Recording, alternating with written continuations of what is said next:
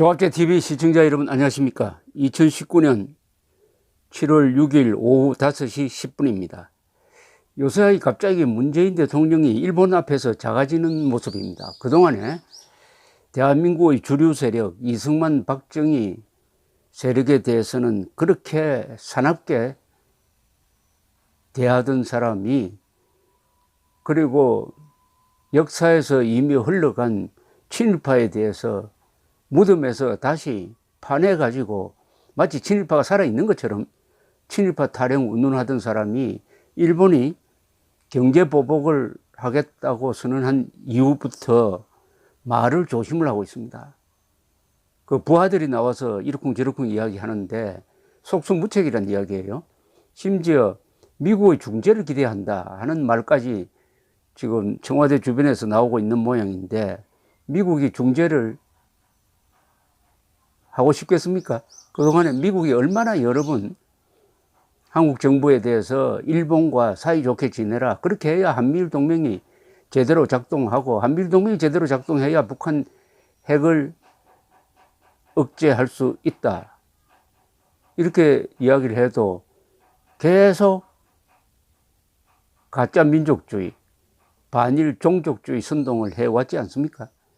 그리고 박근혜, 아베 수상 사이에 맺어졌던 2015년 종군위안부 최종 합의 정신을 정권이 바뀌었다고 해가지고 무시해버리고 사실상 파기해버리고, 그리고 국제법에 위반되는 한일 기본조약에도 위반이 되는 징용자 배상 판결에 대해서 그것은 대법원이 한 거니까 나는 모르겠다고 하는 이런 비겁한 처신을 하다가 결국 보복을 당했는데, 그것도 한국 경제의 핵심 산업인 시스템 반도체를 딱 표적으로 한 이 공격이 지금 진행되고 있습니다.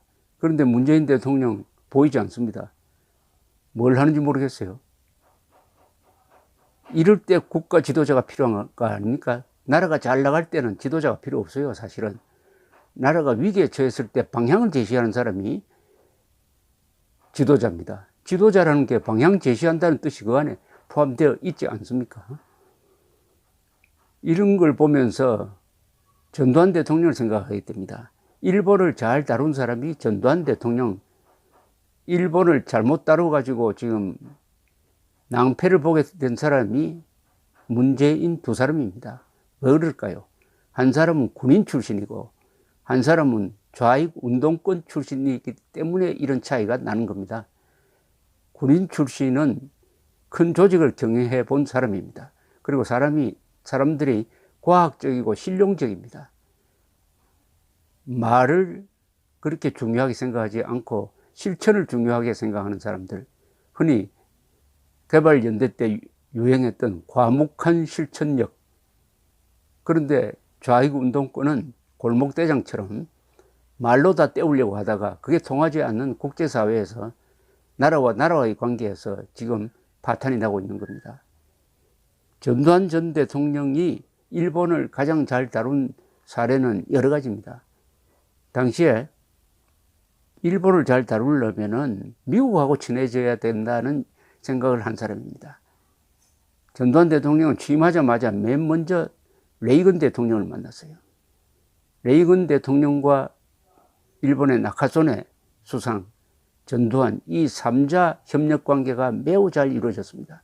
그때 1980년대 초반에 경제 위기가 오자 전두환 대통령은 상당히 무리한 요구를 일본에 했습니다.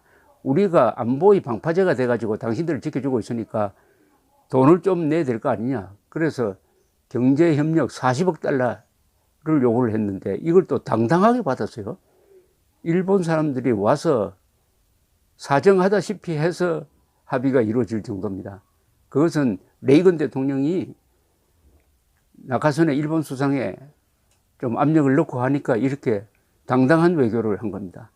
40억 달러를 받으면서 큰 소리 치면서 받았습니다. 그리고 서울올림픽 나고야와 서울이 붙었을 때 사실은 일본 정부가 나고야시 편을 들지 않았습니다. 그것도 뭐 영향이 있고 해서 우리가 서울 올림픽을 유치할 수 있게 되었습니다. 서울 올림픽을 준비하는 과정에서 일본이 한국에 협조해 준 게 많습니다. 특히 테러리스트가 잠복하는 것을 막아주는 정보 활동에서 일본이 우리의 협력자가 되었습니다. 그 다음에 대한항공 폭파 사건, 1987년 11월 29일의 대한항공 폭파 사건은 일본의 협력이 없었으면 완전히 영구 미제 사건이 될 뻔했습니다. 바레인에 있던 일본 대사관의 직원이 재빨리 움직여 가지고 신원을, 김현희와 김성일의 신원을 파악을 해서 가짜 일본 여권을 갖고 있으니까 체포해야 된다 해서 잡도록 만든 것입니다.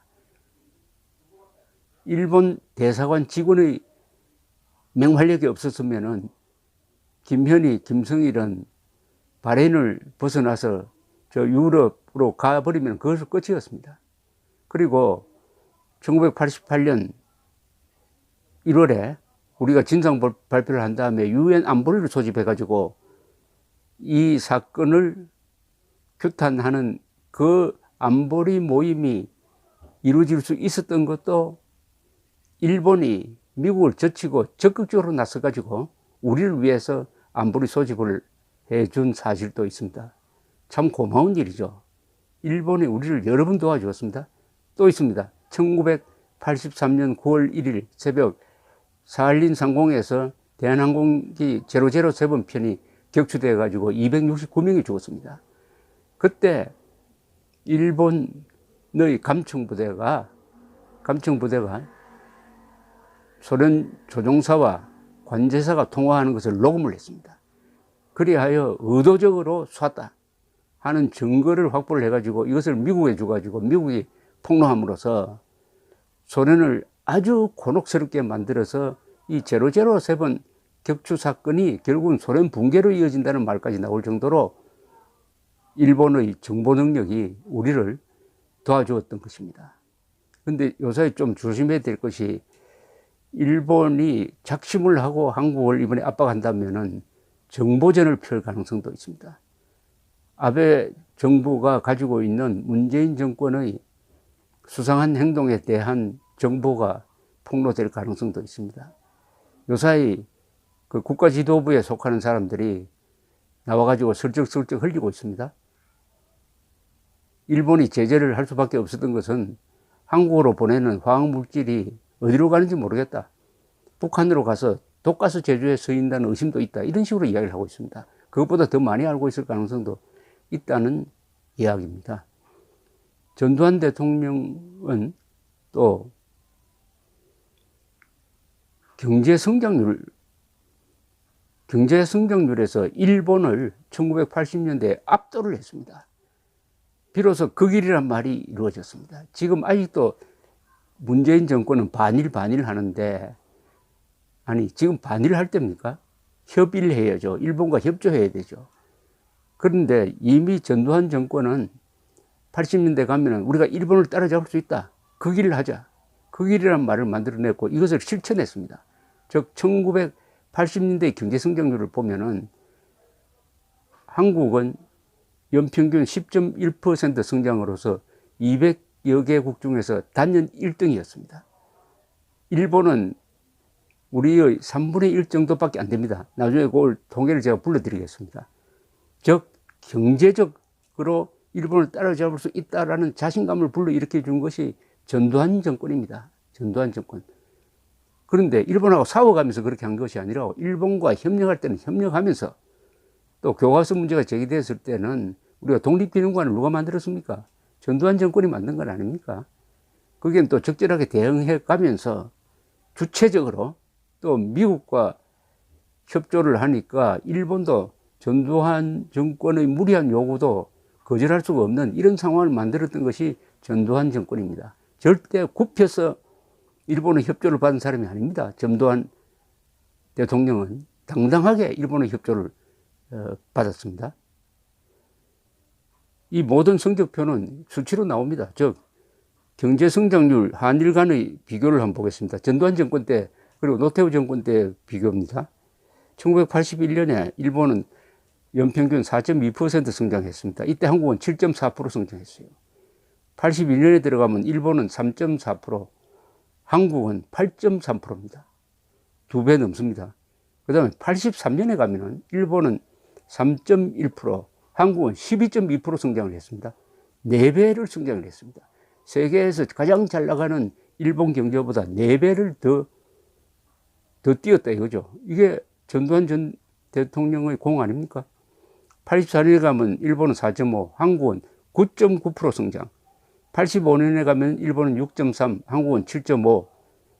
86년에 가면은 일본은 2.8%, 한국은 12.2%입니다. 5배.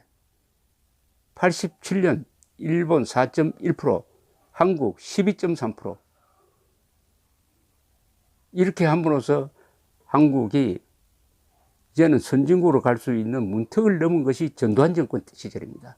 이때 중산층이 강해졌어요. 그 사람들이 또 민주화를 요구를 했습니다.